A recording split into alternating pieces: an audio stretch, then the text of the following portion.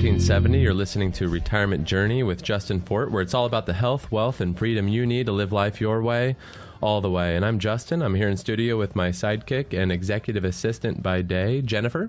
Hello. And you can call us live at 512-390-1370 or send us your questions, comments to ask@fortwm.com. So we'd love to see those, and I promise we will respond. You know, we're going to have an amazing show today about education planning, the costs associated, how that impacts your retirement. And you know that paying for your child's education without going broke seems sometimes impossible. And if you're a grandparent and you're looking at that, maybe you're talking with your children about how they're going to be able to afford that. You know that it's expensive, and college costs actually outpace inflation. So it's important to you.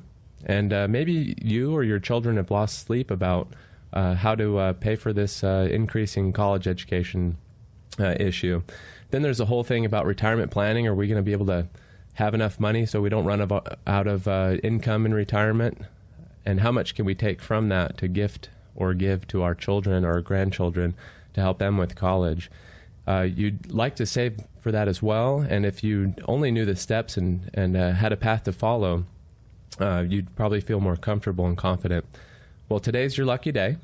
John McDonough, founder and principal of Studemont Group College Funding Solutions, Inc., is here with the facts you need and the steps to take while planning for college with retirement in mind. So we're excited to have John here in a few minutes. But first, I just wanted to talk a little bit about the fact that the government's struggling with Social Security and entitlement reform. It was just yesterday that as I was driving home from the office that I heard a soundbite from Chris Christie on CNBC talking about how there ought to be some proposals and the government ought to be doing something to reduce the looming debt, the looming entitlement program shortfall. And, you know, of course, the long-term unfunded obligations in Medicare and Social Security alone reached nearly $49 trillion, according to the 2014 report from the Social Security and Medicare Boards of Trustees. That's nearly 3 times the size of the total national debt of $17.6 trillion, or more than $150,000 per every person in the United States. Pretty massive. Something clearly has to be done. But, you know, if we're talking about the government taking control of this issue, a lot of my clients, I know you are more than likely concerned about the decisions and the proposals that are on the table. We've got an upcoming presidential election. We wonder how the government is going to handle this issue and how it's going to impact you and your retirement and whether or not they should do anything. Of course, if they don't, we know they're on track for failure. So something has to be done. What should be done? That's a good debate. And, we're going to talk a little bit more about that today. So we want you to stay tuned for that. And we're going to talk about whether or not there's things that you can actually do to protect yourself and your family in case the government decides to change the entitlement program and impact what you're going to or not going to be receiving from Social Security, according to some of the things that Chris Christie said and other GOP hopefuls. So, Jennifer, can you tell us a little bit about our guest today? Absolutely. John McDonough. He's the founder and principal of Studemont Group College Funding Solutions, Inc. John's accomplishments in the financial services industry have been recognized locally and nationally. He is ranked in the top 1% of financial advisors internationally. He's a huge Houston sports fan and loves to engage in conversation about all things on Twitter at JohnMCD79. And John, we're excited to have you today. Hey guys, how are you? Hi, good. How are you? Great. So, John, paying for school is important, but lest we put the cart before the horse, how does someone know if their child is picking the right school for the right reason? Well, typically what we find when parents come to us, they're concerned that most of their kids, not all the time, but most of the time, are following the friend's method of picking the right school to go to. When I ask them the reason, why did you select XYZ school? Oh, it's because so-and-so is going there. And that tends to be a common approach, but a very costly approach if that's how it's being targeted.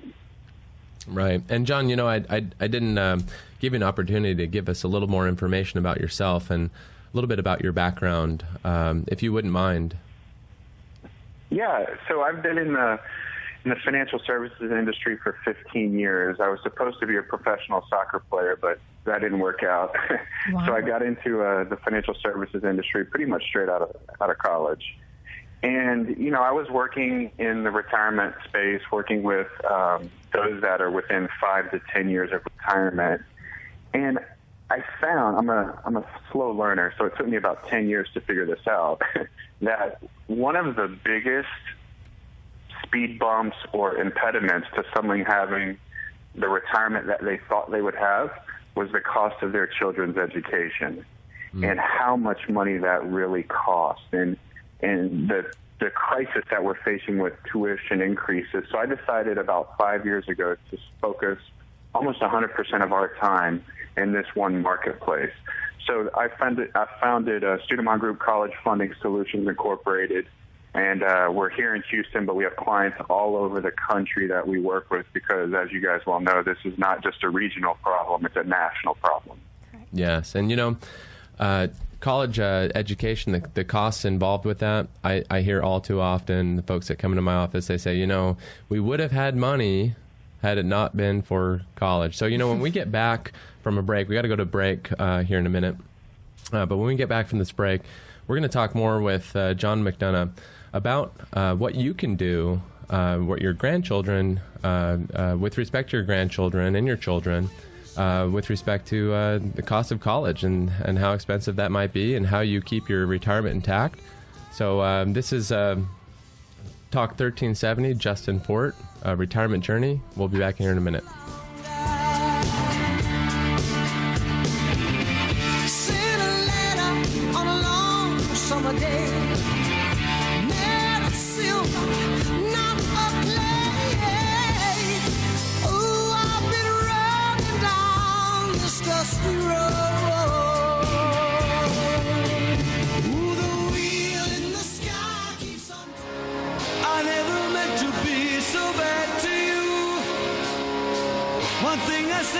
Talk 1370, you're listening to Retirement Journey with Justin Fort, where it's all about the health, wealth, and freedom you need to live life your way, all the way. And I'm Justin. I'm here in studio with Jennifer Carter, and you can call us live at 512-390-1370 or send us your questions and comments to ask@fortwm.com. We're visiting with John McDonough from Studemont Group, and we were just talking about college funding and how difficult it can be, and how expensive it can be, and how that may impact your retirement, and what are some of the things you can do about it, and what you need to know.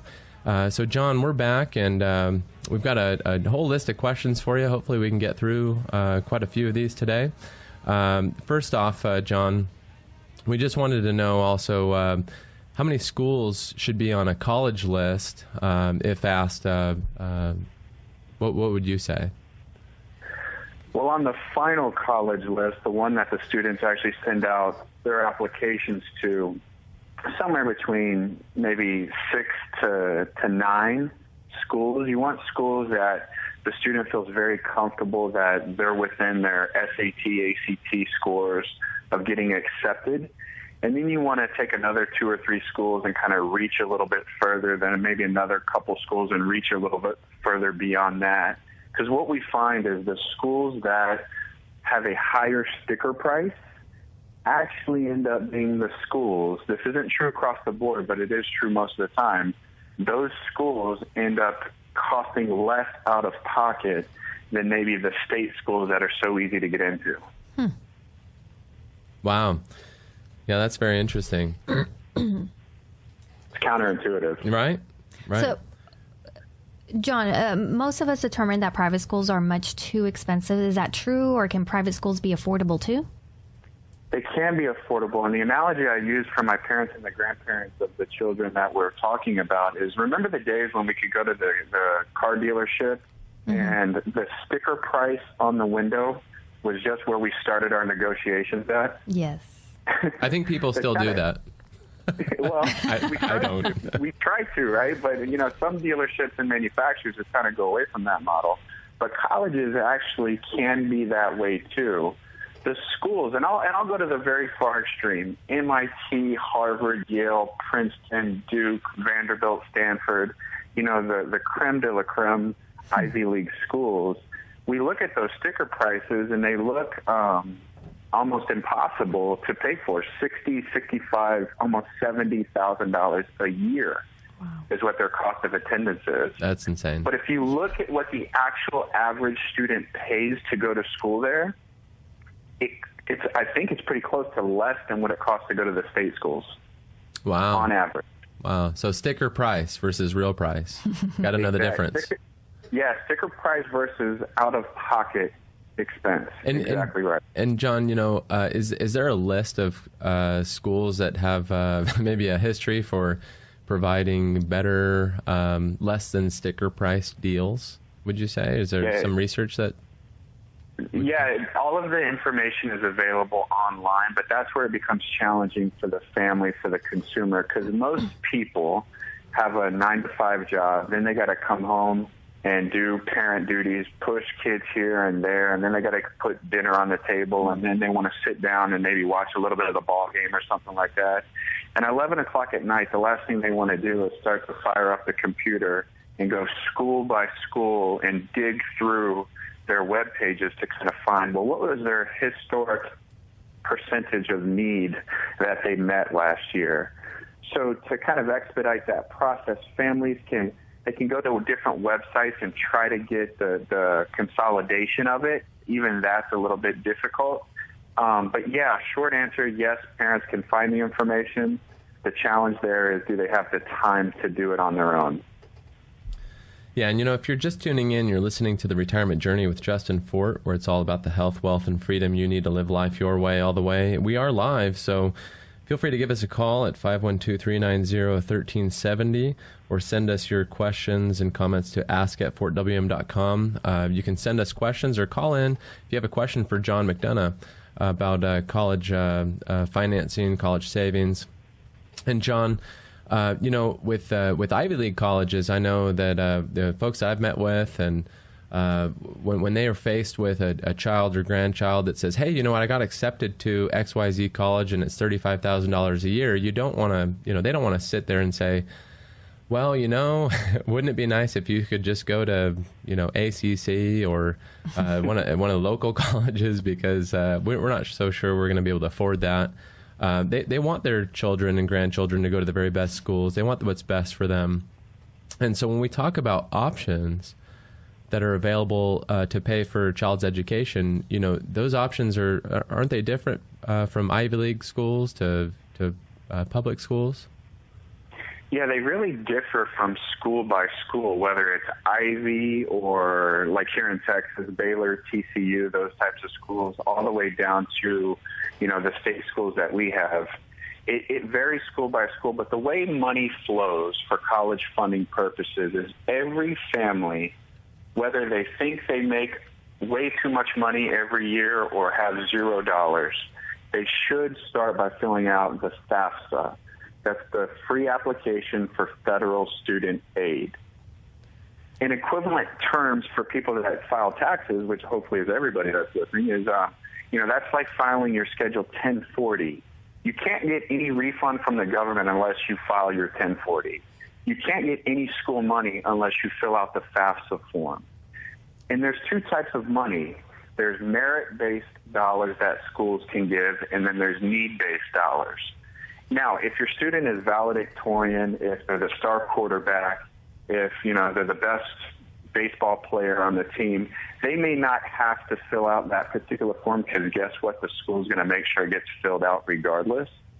But if they're an average student, top 5%, top 10%, or maybe even just going to graduate, if you want a chance at any federal money, state money, school money, you've got to fill out the FAFSA form first. And then, Justin, to answer your question, every school has different options based on filling out that form. It could be free money, which we call grants, and it could be self-help money, which could come in the form of loans or some type of work-study program. Okay, so is there anything a family can do if they get shortchanged in regards to financial aid? Yeah, so you guys do a good job of helping your clients plan for retirement. And you would really never let them walk up to their retirement date and say, okay, now let's figure it out, right? Right. I mean, there's a plan that goes on much before the actual retirement date. Families should, and this is the underlying issue here, they really should be planning on all of the what-if scenarios before they even learn whether or not that student is accepted. So at those 6 or 9 schools that we would recommend our clients apply to, we would have, if in a perfect world, we would have a strategy in place on exactly how they're going to pay for that education at all of those 6 or 9 schools. Where's the free money coming from? Where's the loans coming from? How much are they going to have to pay out of pocket?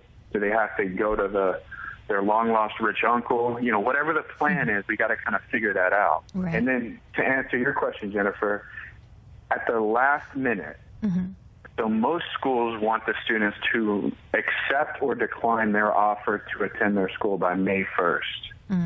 The month of April, we are going back and forth with all of these schools, appealing and negotiating to try to get more money for our students. So the first offer that the school gives, we do not take it as the final offer. And we're successful most of the time. Sometimes it has a huge impact, and sometimes it has just a couple $1,000 impact. But any extra money is less money that our clients have to spend. And so what you're saying is that you've actually found that actually negotiating with these schools has proven to yield some positive results? Absolutely. You can appeal and negotiate, the caveat there being if you've chosen the right types of schools. So here in Texas, we've got 2 huge mega schools, A&M and UT, right? We'll just use UT because you guys are in Austin. Right. Thank you. UT does not have a need to negotiate with any of their potential students that want to attend that university. That's what I would assume. Because if that family doesn't want to pay the price, guess what? They've got another family, right? Exactly. And there's 30,000 other families that would love for their kid to go there. Who doesn't want to go to UT? Come on. I'm biased. I went there. Okay. We know that. I'll admit. But even still, even in that example, let's just use UT as an example. Let's say the family doesn't come from means where they've got the cash flow to pay for it. Well, by filling out the FAFSA form, which is the free application for federal student aid, the state of Texas has some very good loan programs that are in existence. There's a loan program out there, and again, UT doesn't participate in this particular one, but there's one called the Texas Be On Time Loan. And there's some state schools around Texas that do. It's an $8,000 a year loan at a 0% interest rate. Wow. But it's a loan. And if the student graduates in 4 years, not 5, not 6, but 4 years, and they have a B average or higher, so a 3.0 GPA or higher, the state of Texas will forgive all of those loans that they gave to the student. Wow. Well, that's very interesting, John. We got to go to break. And remember, you can call us live at 512-390-1370 or send us questions and comments to ask@fortwm.com. You may have one for John. You may have one about this topic or something else. We'd love to see it, hear it, and speak with you about it. This is Justin Fort. The show is Retirement Journey, and this is Talk 1370.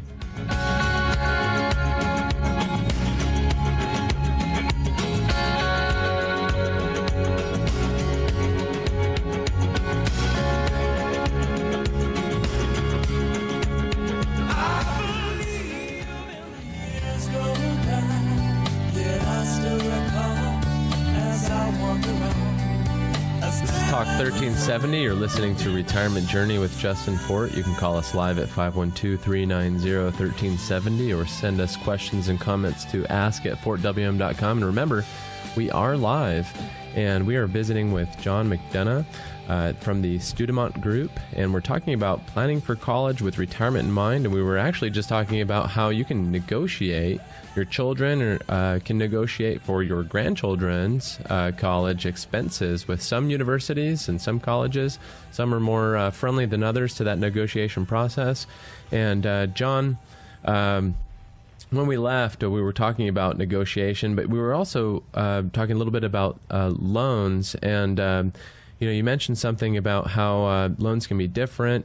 Some are no tax as long as you have completed completed education within a 4-year period instead of a 5-year period or 6-year period. I'm always thinking about retirement. So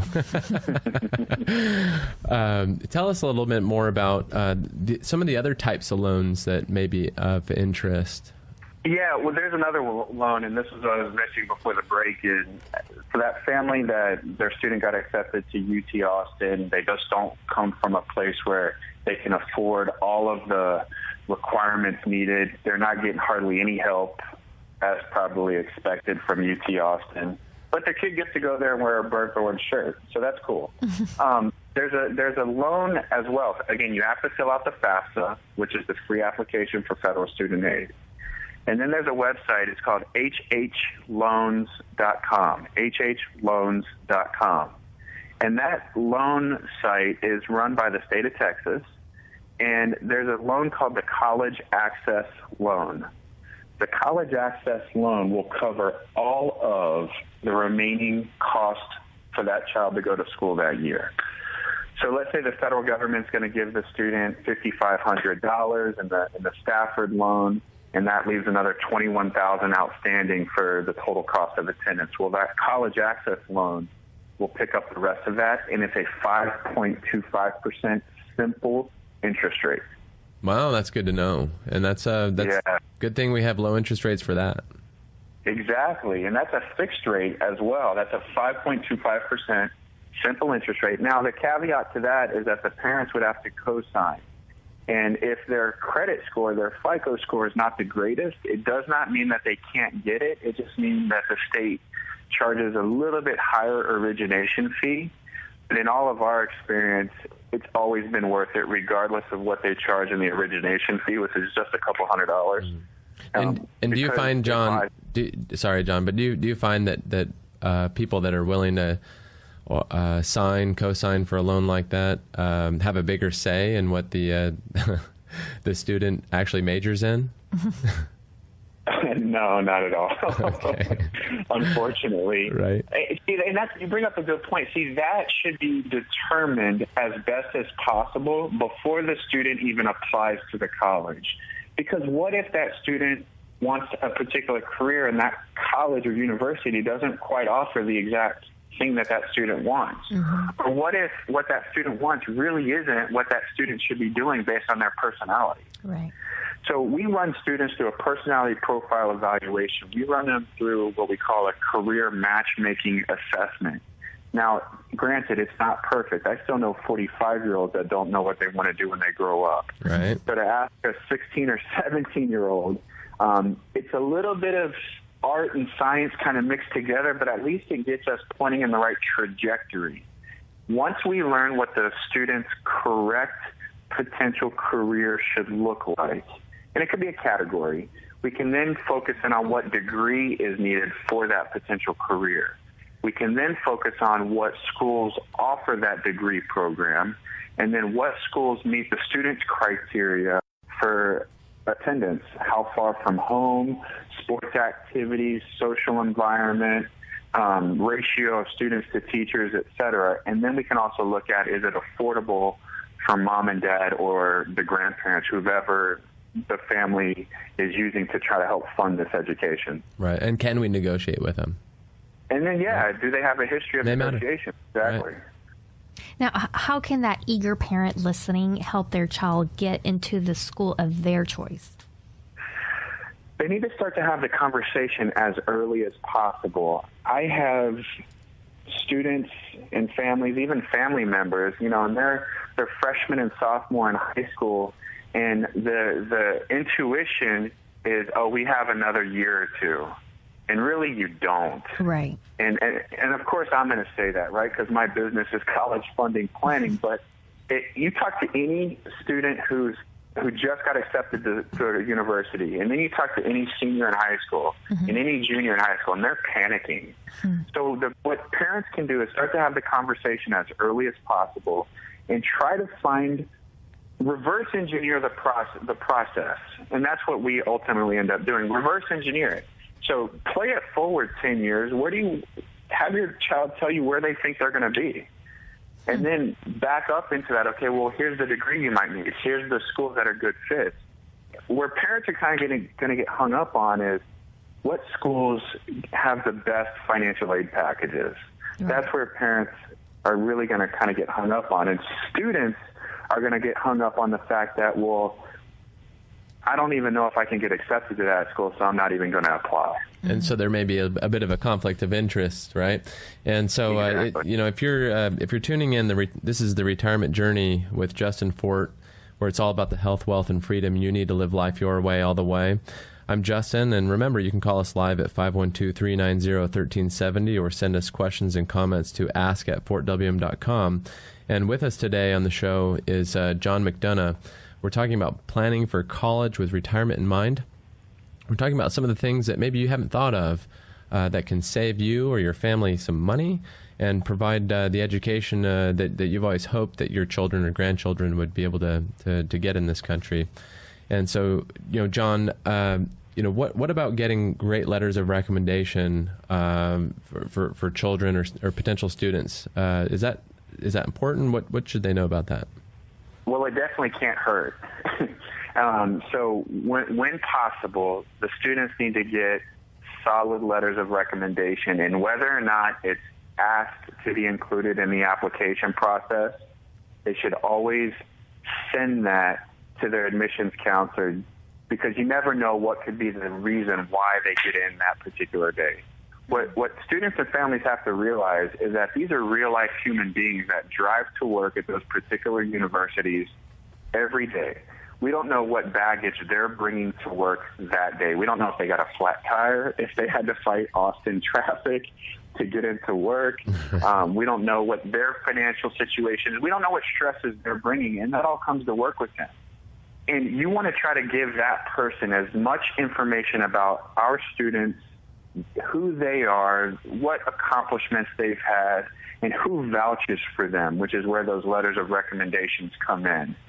And even if you don't feel like it's the strongest letter of recommendation, it's better than no letter of recommendation. Yeah, and make their job a little bit easier so they feel like they're getting everything they need, and their life is a little bit easier, right? Yeah, you want to try to get them to realize that it's not just a sheet of paper and a name on a piece of paper, but this is a real person, a real student that really wants to go to school there. And all of these people and all of these accomplishments say that they should. Yeah, I've met with a number of people, many people that say, our plan is that we're taking our kids to soccer, we're taking our kids to gymnastics and to all of these different extracurricular activities, and we're hopeful. I mean, where our kids are smart, they're going to get scholarships. What are some of the ways to maximize merit-based scholarships? Yeah, so there's two issues to that, and I was a student athlete. I went to school from Houston to play soccer in North Carolina, and I'm all too familiar with the athletic scholarship component to this, especially when you're not the superstar athlete. I mean, I was just an average guy that got lucky to get on a team. Parents put too much stock, put too much hope in the scholarship solution. When I'm giving our workshops to our families, and we do retirement planning as well after our students and their kids graduate, and I ask them, if I told you my plan for your retirement was every Wednesday and Saturday to go buy a lottery ticket, would they think that was sound financial advice? And everyone giggles just like you just did, Justin. Right. That's kind of what they're saying when they count on scholarships. I agree. Completely. We're having a solid plan, doing some of the things that you talked about already on the show, talking about negotiating with the college, that's something that I think a lot of us have never even thought that we could do. We just see the sticker price, think, oh, wow, that's the price. We don't know of all of the different steps to take, and we don't realize sometimes that we have to fill out that FAFSA first, and we have to do these other things. And, by doing those things, what that does, like you were saying, that can help protect an individual's retirement assets because they're not having to spend all of that money because they've been smart with positioning their children or grandchildren in the right school, negotiated the right price, and found the right kind of financing instead of just throwing everything to the wind and basically, like you said, hoping on a scratch-off. Yeah, you're exactly right. So, John, the question comes up, sometimes with my clients that are facing having to pay for college tuition or need-based scholarships, things like that. They wonder if they need to file their taxes beforehand, if there's anything they can do in preparation for completing that FAFSA. And what would you say to those folks? Well, they definitely have to have filed previous year's taxes. But for this year, for example, that just passed, or maybe even next year, the timeline of how the colleges and the Department of Education line this stuff up makes no sense. So students need to apply to the schools that they're interested in October and November of their senior year in high school. In January and February of their senior year in high school, parents need to send their financial aid forms to those schools that their students apply to before they even learn whether or not they've been accepted or declined admissions. Wow. And that's long before April 15th. Right. So the answer to your question is no, they don't have to file their taxes. They need to do what's called an estimate on their financial aid forms. They need to estimate what they think their taxes and their tax liability is going to be, and then give the school permission, if they so desire, to pull their IRS transcript to make sure that they didn't blatantly lie to them about how much money they made or didn't make for the year. Well, that's really good advice. John, we've got a couple of more questions for you.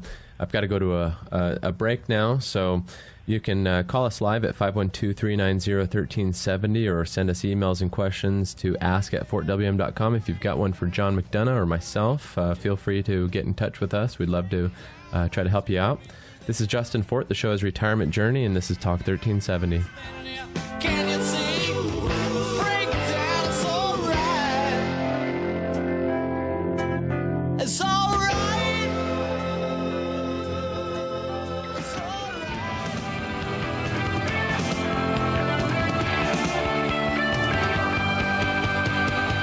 Talk 1370, you're listening to Retirement Journey with Justin Fort. You can call us live at 512-390-1370 or send us questions, comments to ask@fortwm.com. We're visiting with John McDonough of the Studemont Group. They're in the Woodlands, Texas area, and we're talking about planning for college with retirement in mind. And John, how long does it take an average student to graduate with a 4-year degree? If you look at the admissions pages of all of your favorite schools, so you guys could even log into UT Austin. I haven't done it for them, but this is a little quick quiz. Okay. They publish not the 4-year graduation rate, but the 6-year graduation rate. Wow. Across the country, the average for a bachelor's degree is 5.8 years. So we feel like if we can get our students pointing in the right direction for the right degree that they're interested in from day one, it minimizes their possibility of changing majors midway through. Getting someone to graduate in 4 years is, in essence, saving the family some money now. So where can families go if they need help in the process? Well, they can come to our website, collegefundingfreedom.com. And then we have another website, instituteforcollegefunding.org. And we have a pre-recorded video course that walks families through. It's 3 different 20-minute videos that walks families through all of the different scenarios where they might need some information, and ultimately they can schedule a time to give us a call if they needed to. Awesome. Well, you're a great resource, John. We appreciate Yes. everything that you're doing for the folks here in Texas. And remember, John is the founder and principal of Studemont Group College Funding Solutions, Inc., and you can find them at collegefundingfreedom.com. And it sounds like, John, you know a lot about this stuff. You're a great resource. We're so happy to have people like you on this show to help inform our listeners, ourselves, about all the things that we need to know so that we can have a healthy, wealthy, and freedom-filled retirement. So, John, thank you so much, and we hope that you'll be able to come back on this show. We'd love to have you again. We have many other questions we'd love to get to, but we're just about out of time, and we have some other things we need to get to. So, thanks again, John. For having me. All right, take care. Thank you. So, you know, Jennifer, this week I had a gentleman come into our office, and he's actually working with another financial professional, but he gave me this piece from the Austin American-Statesman. It's actually from the business section, and this piece is by Scott Burns, talking about, well, it's entitled "Tax on Social Security Can Devour Its Benefits," and this was from April 26, 2015. And, you know, he was actually concerned about this. He told me that the people that he has some accounts with had transferred him to you know, somebody else in their office that didn't really know a whole lot. So he was trying to find out whether or not this article and the information the article provides has anything to do with him, and if he should be worried about something related to Social Security. And, you know, just looking at this piece, I think, you know, Scott Burns does a really good job of giving us, you know, factual information, but there is some framing that's going on. What he's talking about the fact that with low-income earners, the majority of Social Security is going to be tax-free or very minimally taxed. And as we have in retirement other income from 401ks, IRAs, muni interest even, everything except for really Roth IRA distributions and loans from, you know, life policies or other sources, is going to be taxed, and it's going to increase the taxation of Social Security. Well, you know, the article is kind of negative on the government and negative on the Social Security program. It's accurate, but I think the framing is a little bit off, in my opinion. I think that... How's that? Well, reading this article, it kind of leads you to believe that Social Security is kind of what he says at the end of the article is that, let me just take a look here, that Social Security is taxed, the taxation of Social Security benefits is a punitive and counterproductive idea. Well, I know as a planner that 15% of Social Security is going to be tax-free no matter what. Right. Well, that's a really good benefit. There's few pensions out there, few retirement sources that we can receive as income in retirement that are tax-free at all. You know, everyone knows about the Roth, but you know, as far as income pensions and things go, there's very few, if any, and Social Security is actually one of them. So he was concerned about this, and you know, my job as a financial planner at Fort Wealth Management during the day, during the week, is to help you, people like you, figure out what matters to you, what doesn't matter to you, and kind of help you make sense of all the noise out there. And I think with this particular article in mind, I think hopefully Scott, you know, I would imagine that Scott Burns was well-intentioned. I think, you know, the article is factual in what it talks about.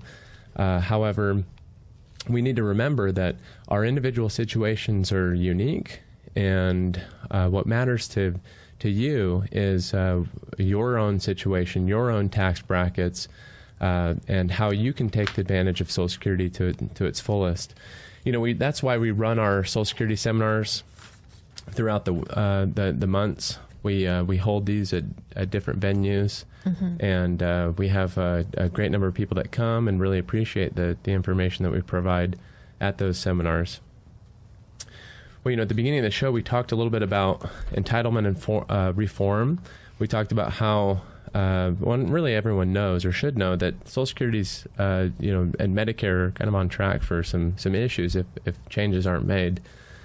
And we know that new GOP hopefuls, presidential hopefuls, are talking about making reforms. And, you know, some of those reforms can be a little bit scary. In fact, this is from the Associated Press, Jill Colvin, April 14th, 2015, Manchester, New Hampshire, entitled, Christie Proposes Overhaul of Social Security Benefits. And it's not just Chris Christie, not to pick on him, but Republican presidential hopeful Chris Christie proposed pushing back the age of eligibility for Social Security and Medicare for future retirees on Tuesday as part of a plan to cut deficit by $1 trillion over a decade, an approach that he said would confront the nation's biggest challenges in an honest way. Well, he went on to explain that the income that retirees are going to be receiving is going to be a factor when the government decides whether or not to remove or reduce some of the Social Security income that retirees are receiving. So he said that folks that are earning more than $80,000 a year should have some kind of reduction to their Social Security, and for those with annual incomes of $200,000 or more, maybe they shouldn't even receive any. Well, if that's you, that doesn't sound very fair, and I agree with that sentiment. So what can you do about it? If the government decides to make some changes, and maybe some changes are necessary, are there some things that you can do to plan for this so that you can position yourself so that you're not going to be hit with these reductions, so that you're going to be able to benefit from all of the money that you've paid into Social Security for the last 30 to 40 years, and you probably paid a lot. That's your money. We want you to get it. And that's exactly what we do at Fort Wealth Management. Remember, I don't work for the government. I don't work for Social Security. I work for you, and I want you and your family to get what you want, only better. That's exactly what we do at Fort Wealth Management. As a financial planner, you may not have ever worked with a financial planner before. You may know when you want to retire. You may know how much income you want in retirement. You may be expecting to receive income from Social Security but for some amount that you've seen on your statements.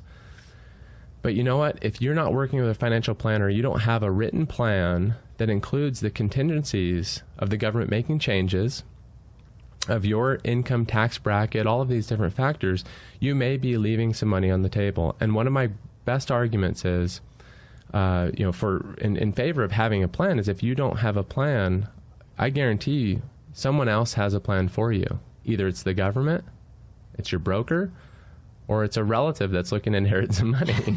So you have to have a plan. We at Fort Wealth Management, I want you what you want, and I can show you how. I develop plans for people. We develop plans for people at the office every day to help you protect, save, and grow your money in the way that you want, according to your risk profile.